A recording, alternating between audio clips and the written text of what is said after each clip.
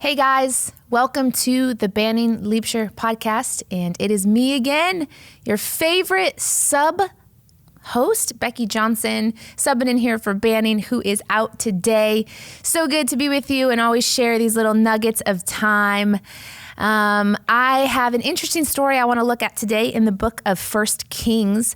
And I've been thinking about this. I read this actually just a few weeks ago, and I have been mulling over this interesting story that I'd never paid attention to before. It's talking about Ahab, who was a king in Israel, was not a good king. He was the one who was married to Jezebel, famous for all the wrong things, did not follow the ways of the Lord. But as God has proven himself to Israel over and over again, God's going to prove that he is the God of Israel. He doesn't, it's not about the kings in who's ruling, in terms of man, but who God is. And so I want to make this short. They're in a conflict with Syria, and they're going to go to battle.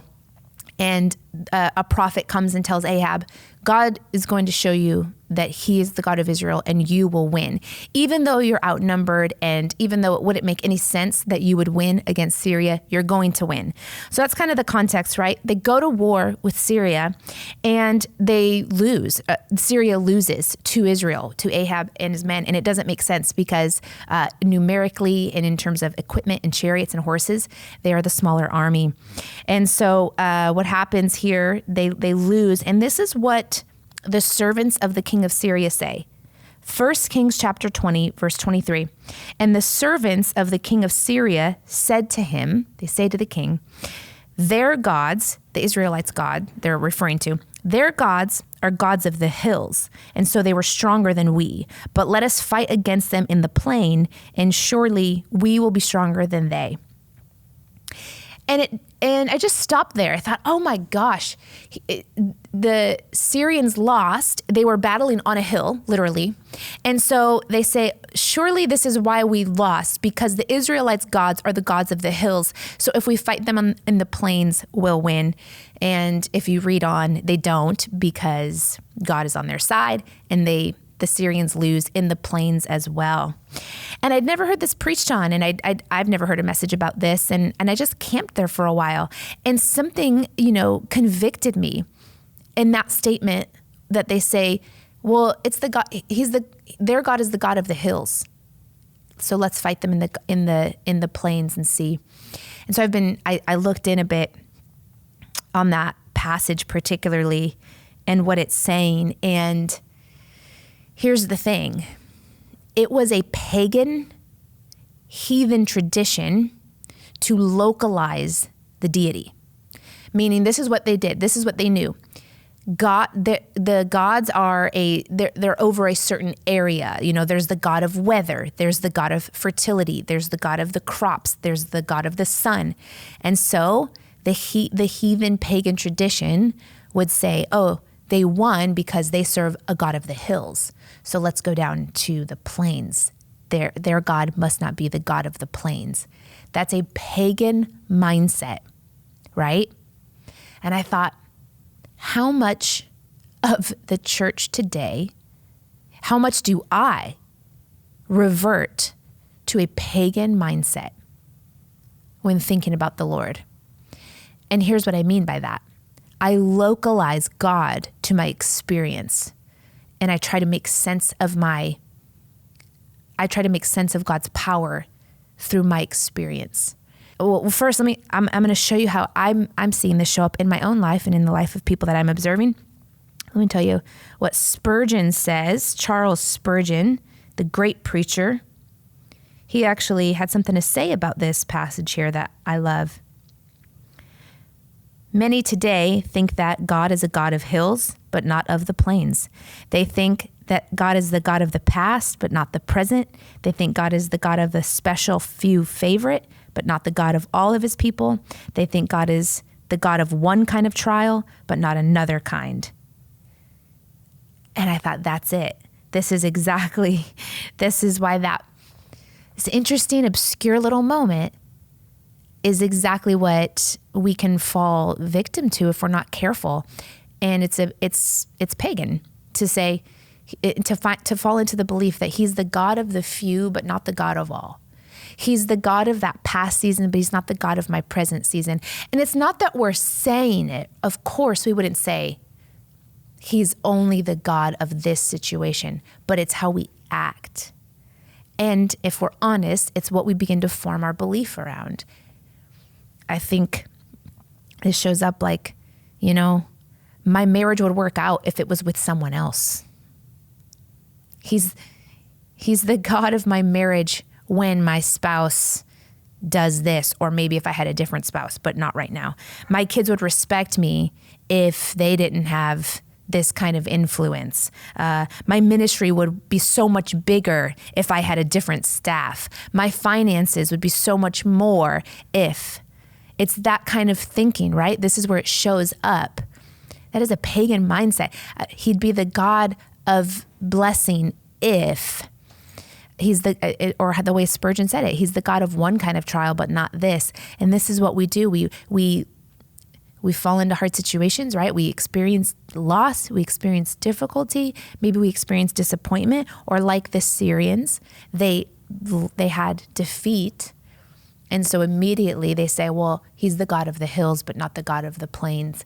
And this whole story is about God showing, I'm the God of everything. I'm the God of the hills, and I'm the God of the plains. I'm the God of Israel. I'm the God of, it's me. It's my power. It's my might. And I'm feeling this conviction to make sure that we don't behave like the pagans, which is all throughout Scripture. God's like, don't be like them. Jesus says this, don't be like the pagans who worry about their life, but trust the Lord and don't have anxiety and don't have worry. And I wanted to just bring that to us today as we're thinking about whatever situation we're facing. And again, we're not outright saying, I wouldn't, right? And I think all of us could agree, we would never say, of course, he's the God of all seasons, but it's in how we believe, and it's how we behave, and it's how we battle. The Syrians changed their battle strategy. Let's go fight them in the plains to see. And I think we do that in all kinds of little ways. We begin to maneuver things around because we believe, I'll have more power over here. I'll have more victory if I change this over here, rather than recognizing he's the God of everything. He's the God of all people. And are we truly believing that? Or do you believe somewhere? Do we believe somewhere? Yeah, he is the God of just a few of his favorites. He would bless them, but he wouldn't bless me. He's not the God of me. Or that what Spurgeon said, he's the God of one kind of trial, but not another. I think for my own life, oh my gosh, I definitely can find myself believing, God was with me then, but why am I worried? Why am I changing my strategy right now? Because do I believe that he's the God of this present situation here? What happens when we've experienced miracles in the past and breakthrough in the past, but maybe right now in the present, you're in a wilderness, you're in a desert season, you're in something, things look a bit different. Your battles look different. Do you still believe that he's the God of your present? Do you believe he's the God of your future? God, you're with me now. I know you're with me now. You're blessing me now. I'm flourishing now, but I don't know about the future. And so we begin to make plans to make sure we're taken care of, or we're trying to position ourselves in ways, putting ourselves in control. And we just have to be careful that we don't fall to a pagan way of thinking, which is basically, I'm localizing God. I'm localizing God to what I've seen him do. I'm localizing God to a specific area, but not of all things, of all people, of all situations. Then this whole story in 1 Kings 20, it really, these chapters are about God showing up saying, Ahab is an evil king. He's not following my ways. Israel's army is tiny and they're not positioned for victory, but I'm about to show. And he says this when the prophet comes and says, Ahab, you're going to defeat Syria. He says something like, so that you would know the Lord God is God of Israel. And this is what he wants to do in our lives. It's not about this. It's not about, he's the God of that kind of, he's the God of that season, but not this season. He's the God of, of this person, but not you. He's in all of it.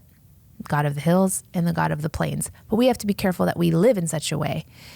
And man, when you really believe that and when you really trust that, it changes the way you live. If I really believe that he's the God of the future, and this is what Jesus says, then it should change the way you carry yourself with worry and anxiety. If you really believe he's the God of the storm that you're in, then you can sleep through it. If you really believe he's the God of all people, not just a few, then it changes the way that we can bless and celebrate others. It should show up in our lives, show up in our action or in our battle strategy, that we're not trying to make sense of what we've experienced and limiting God. Oh, you must just appear here and have power here.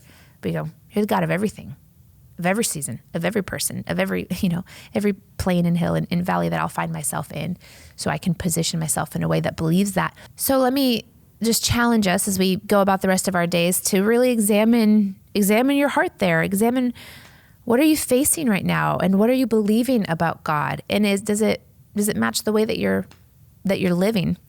I'll end with another Spurgeon excerpt on this. He says, "Here they imagined that God could be molded into an image that they wanted or could relate to. The art of God making is very common among men. Instead of going to Revelation to see what God is and humbly believing in him as he reveals himself, men sit down and consider what sort of God he ought to be. And in doing so, they are no wiser than the man who makes a God out of mud or wood or stone." That's the caution. Don't sit down and think about what God ought to be or what you believe he should be, but get with him and allow the revelation of who he is to be made known to you, and then believe that revelation. Not your experience, not what other people say, but what does the word say about who God is? How does he reveal himself? Who does he reveal himself to be? And it takes humility to accept that, because it's outside of our understanding. It can supersede our experience. It can contradict our experience. You say you're the God of healing. I've not experienced that, but it doesn't mean you're not the God who can heal cancer. You're not the God who can make, who can restore our bodies and heal our sicknesses. And that's what happens here with the Syrians. They're like, well, we can't really make sense of this. And, they're just looking at, they're making God into who they want him to be, into something that they can relate to. But it's not who he is. It's not what we're called to do. Don't be like the pagans who try to make sense of God, who sit down and say, I love what Spurgeon says, men sit down and say, this is what God ought to be. Sometimes we go, yeah, you're the God who should bring breakthrough here. You're the God who should bring me victory here. That's not the posture. It's God, who are you? What are you saying in this moment? And do I believe that? Allowing that revelation takes humility.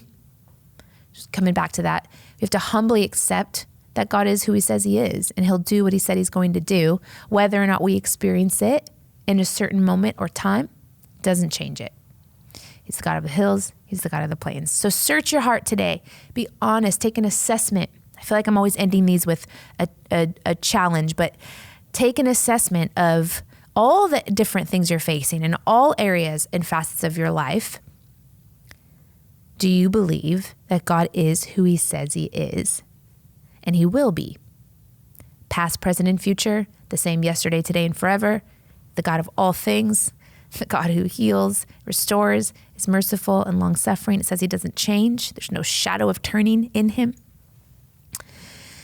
And that we would be aware what the world does is try to make sense of him. What the world does is try to localize him to their experience, but that's not what we're called to do. That's not what brings victory.